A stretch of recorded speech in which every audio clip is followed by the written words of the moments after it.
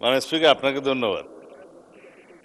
এই মুহূর্তে মাননীয় বিরোধী দলীয় নেতা দুইটা অসংসদীয় শব্দ ব্যবহার করেছেন, সেটা হচ্ছে মিথ্যা। এটা অসত্য বললে আমি আপত্তি করতাম না। এই যে আমি কালকে মিথ্যা বলেছি বয়ান, তো এইটা মিথ্যা শব্দটা অসংসদীয় হিসেবে এটা এক্সপান্স করার জন্য আমি অনুরোধ জানাই।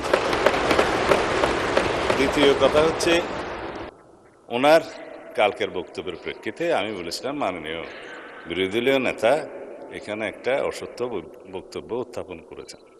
সেটা ছিল যেখানে রুল 62 অনুসারে আপনি তারপরে একজন বেসরকারি সদস্যের উত্থাপিত মুলতাবি প্রস্তাব গ্রহণ করেছেন, ওনারা ওয়াক আউট করার আরো অনেক পরে, তাহলে সেটা পার্লামেন্টে উত্থাপিত বা পড়িত হইল কিভাবে? সুতরাং আমি বলেছি সেই বক্তব্যটা অসত্য। ধন্যবাদ মাননীয় স্পিকার। মাননীয় বিরোধী দলের নেতা এটা নিয়ে আরো বলবেন? বলেন।